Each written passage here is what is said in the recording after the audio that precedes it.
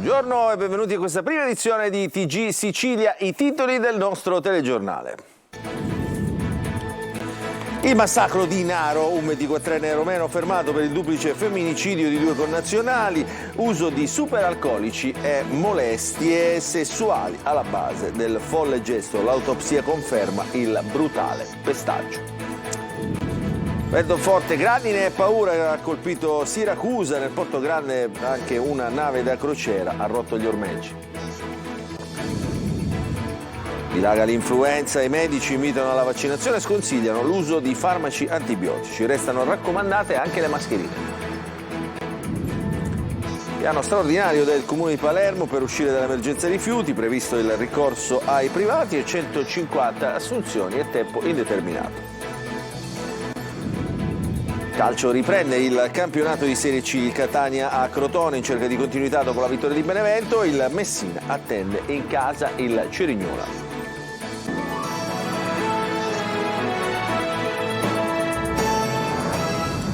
Buongiorno, buona domenica, benvenuti a questa edizione di TG Sicilia. Apriamo il nostro telegiornale con l'autopsia sulle 2 donne uccise a Naro. L'esame conferma che le romene sono state massacrate con una brutalità inaudita. Fermato un loro connazionale di 24 anni. Il paese ha proclamato il lutto cittadino, il giorno dei funerali. Roberta Lunghi.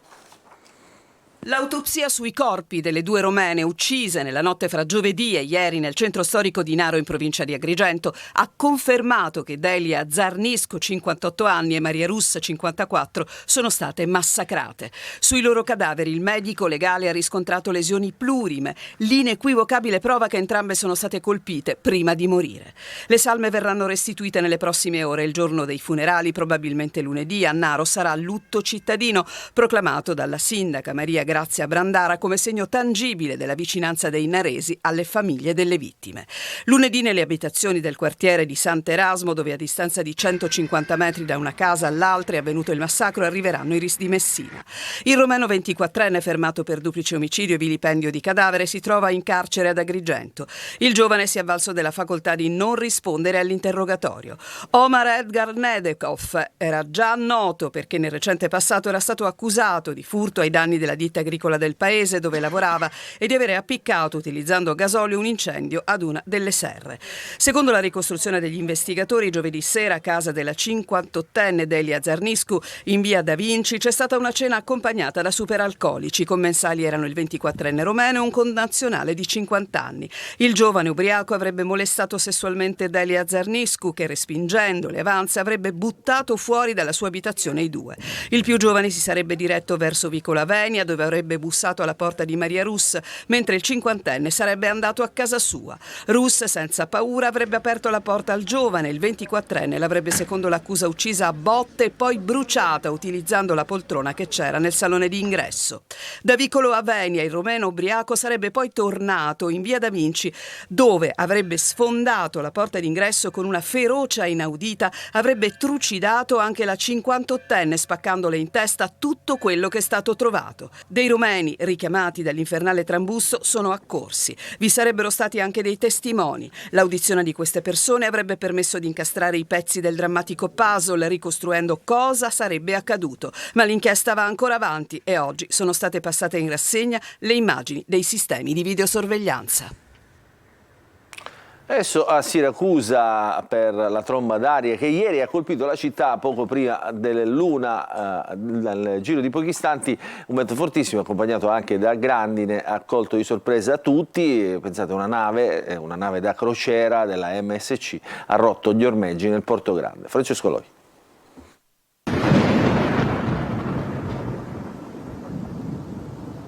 Manca un quarto d'ora alle 13 quando a Siracusa arriva una tromba d'aria con la grandine.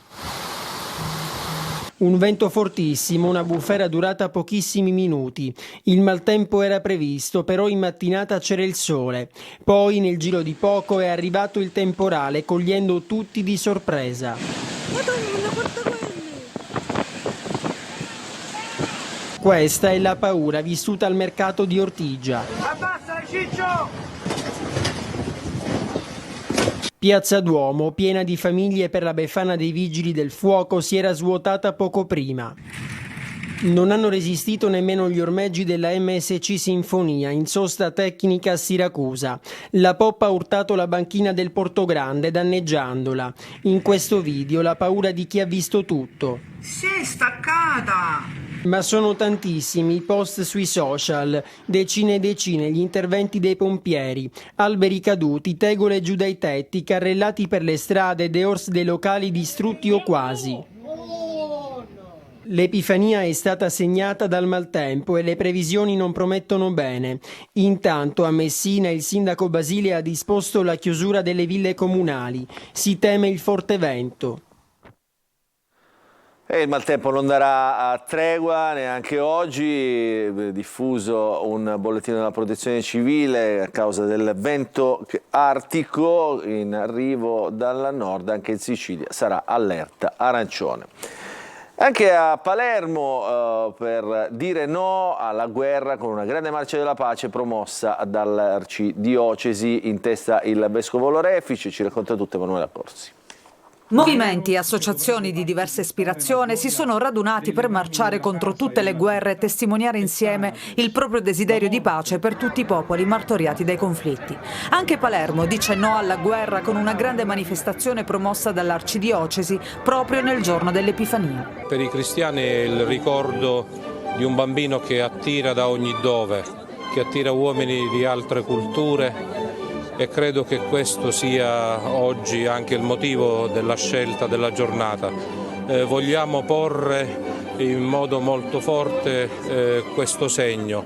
Noi siamo per i bambini sono la vita e non vogliamo che oggi si possa giustificare nessun atto di violenza, tantomeno una guerra e le tante guerre che in questo momento sono accese nella casa comune. In particolare mi riferisco a quella della striscia di Gaza e a quella dell'Ucraina. L'appuntamento alle 16:30 in Piazza Verdi, davanti al Teatro Massimo, con il saluto dell'arcivescovo Corrado Lorefice. Subito dopo il corteo, con in testa uno striscione con la scritta Pace in tutte le terre, ha marciato lungo le vie Cavour e Roma verso la chiesa di San Domenico, dove alle 18 è stata celebrata una liturgia per la pace nel mondo, per i profughi e per le vittime di ogni guerra. Tanti giovani e bambini che hanno partecipato, assieme ai rappresentanti della società civile e delle diverse comunità culturali presenti sul territorio, che ne esprimono le sofferenze ma anche la speranza di un futuro migliore.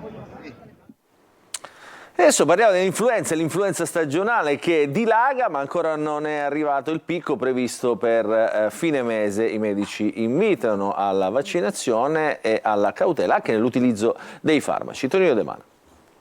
Vaccinatevi, vaccinatevi, vaccinatevi. Parola d'ordine, vaccinazione e naturalmente accorgimenti necessari per fronteggiare un'altra emergenza sanitaria. Frena il Covid, ma è l'influenza a picchiare duro, con oltre 1 milione di italiani a letto tra Natale e Capodanno. Un bollettino di guerra che annovera anche vittime giovani e senza patologie, caratteristica della H1N1 influenza suina che nel 2009 nel mondo fece 250.000 morti. Quest'anno il virus dell'influenza è particolarmente virulento e anche contagioso, quindi molto diffusivo. Voglio sottolineare un concetto fondamentale che è quello della vaccinazione che riguarda i soggetti over 65 e i soggetti fragili.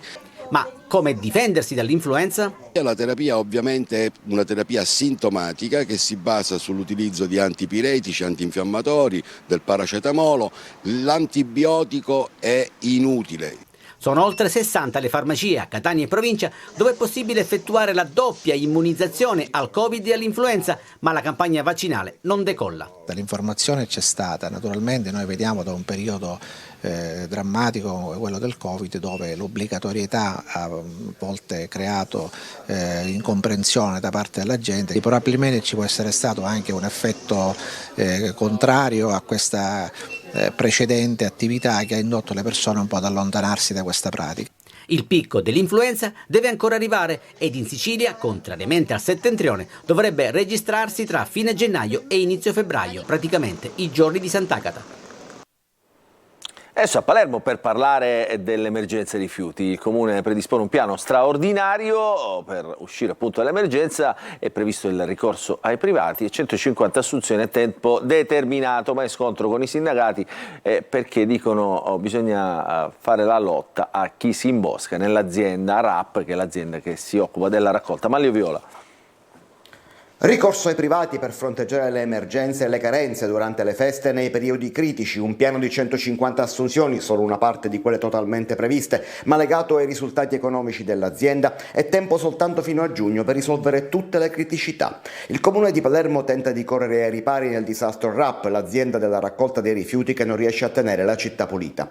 Ma nel farlo attacca i lavoratori che 48 ore fa hanno deciso la disdetta degli accordi sindacali siglati da qualche settimana che prevedevano doppi turni e straordinari, sempre su base volontaria, con incentivi economici precisi. Il sindacato ha deciso di scendere dall'altalena e dice no alla colpevolizzazione dei dipendenti che non possono essere obbligati agli straordinari e si chiude a riccio chiedendo al Comune di saldare 40 milioni di euro di arretrati all'azienda e all'azienda chiede di procedere alle assunzioni senza più scuse. Ma dopo il tavolo tecnico di ieri il Comune non ci sta e attacca la scelta. Da parte dell'amministrazione comunale, di concerto con il sindaco Roberto Lagalla, vi è una preliminare condivisione affinché RAP possa procedere in breve arco di tempo al reclutamento a tempo determinato, dice soltanto, di 150 unità tra autisti e operatori, sostiene l'assessore Alongi. In ogni caso, nel perdurare dello stato di emergenza in città, il tavolo ha autorizzato RAP a ricorrere ai privati. Ma userà il pugno duro il Comune con i lavoratori e chiede all'azienda di procedere alle visite mediche per il personale fin qui dichiarato inidoneo al servizio delle proprie mansioni in strada. Di fatto è lotta agli imboscati. L'assessore parla solo di un lieve ritardo nei pagamenti da parte del Comune che non può giustificare la disdetta degli accordi sindacali, una scelta che arreca danni alla città, dice ancora. Si apre dunque un fronte di scontro diretto che non prelude a nulla di buono. Rientra l'allarme inquinamento idrico a Trapani, ridimensionata la cosiddetta zona rossa. Laura Sparò. Meno strade con acqua proibita, si restringe la cosiddetta zona rossa a Trapani, più controlli alle condotte, ci saranno anche i rimborsi per i cittadini che hanno acquistato rifornimenti di acqua per le esigenze quotidiane. E intanto proseguono le attività di ispezione avviate in città sulla conduttura idrica delle vie cittadine, dove da alcuni mesi ci sono problemi di inquinamento, per individuare la causa che ha portato all'emanazione di 2 ordinanze del sindaco, il 7 e il 27 dicembre, con le quali è stato vietato l'utilizzo di acqua potabile. I nuovi risultati tecnici, avvalorati dal prelievo di diversi campioni sottoposti ad analisi batteriologica, hanno portato a restringere il campo di indagine nella zona di fronte a Piazza 21 Aprile e nella via Nausica, nel tratto compreso tra la via Nino Pixio e via Papa. In questa zona le ripetute analisi non hanno registrato inquinamenti presso gli istituti scolastici Leonardo da Vinci e Bufalino. I controlli sono stati estesi anche ai fognoli privati e alle interconnessioni delle reti sottoservizi Enel, Telecom, Gas e Fibra. L'inquinamento dell'acqua potabile a Trapani così si riduce dopo che il sindaco Giacomo Tranchida ha emanato una nuova ordinanza con la quale apre nuovamente al consumo di acqua in molte strade interessate dai primi 2 provvedimenti di restrizione dell'utilizzo. Nonostante il servizio sostitutivo con le autobotti, il sindaco Tranchida ribadisce che in presenza di un eventuale autonomo e necessario approvvigionamento da parte dei cittadini, previa presentazione della relativa documentazione, l'amministrazione comunale riconoscerà i costi sostenuti con il rimborso delle spese o un pari sgravio sulle bollette idriche. I lavori di controllo e monitoraggio della rete idrica, assicura il primo cittadino, continueranno. Adesso ci fermiamo, una piccola pausa, poi lo sport.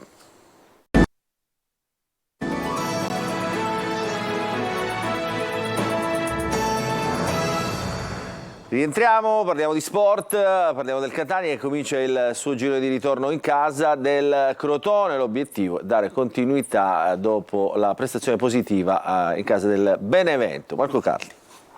Concretezza, quella che Lucarelli chiede al Catania in vista della partita di Crotone. Esattamente ciò che è successo a Benevento nell'ultima del 2023, dove gli etnei, agevolati anche dalle nefandezze dei padroni di casa, con i campani ridotti in 9, hanno saputo trovare agevolmente la porta avversaria. Allo Scida, senza tifosi rossazzurri, sarà una partita delicata. I calabresi, reduci dalla sconfitta interna con l'Avellino, non attraversano un gran momento e sono privi di Tumminello squalificato. Per noi è un altro test importante e quindi mi attendo sicuramente un'altra prova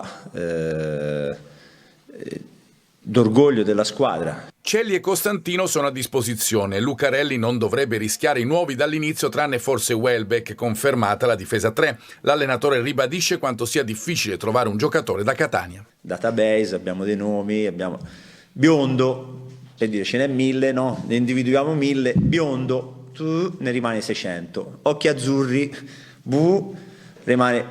Poi l'ultima parolina, da Catania, crolla.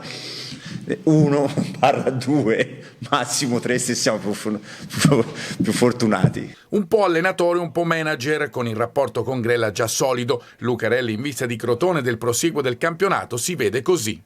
Ho sempre portato avanti, ho sempre cercato di essere un sarto che a secondo delle caratteristiche dei giocatori cerca di cucire un abito su misura e in maniera anche meticolosa.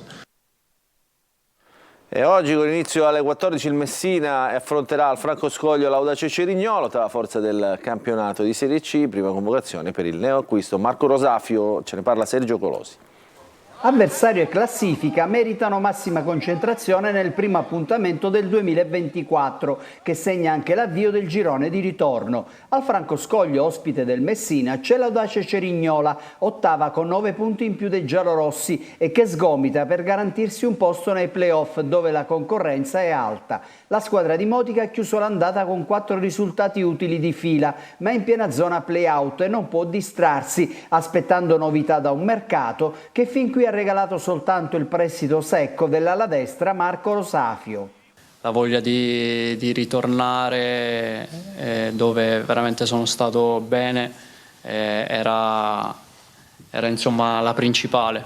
Poi sicuramente il mister, il direttore, il presidente, il fatto di aver già lavorato con loro mi metteva comunque ulteriore tranquillità, serenità, sapere già cosa richiede un allenatore, perché comunque spostarsi a gennaio non è mai facile, entrare in una squadra magari con un allenatore nuovo e riadattarsi, capire tutto, insomma il modo di giocare non è mai facile. Ho voluto comunque fare questa scelta perché anche per me stesso, perché ho bisogno di far bene, ho bisogno di sentirmi vivo. Prima presenza per Rosafio, tornato a Messina dopo 6 anni. Per il resto problemi di formazione per il tecnico Modica, che recupera Plescia, anche se Ortisi ed Emmausso hanno lavorato poco in settimana.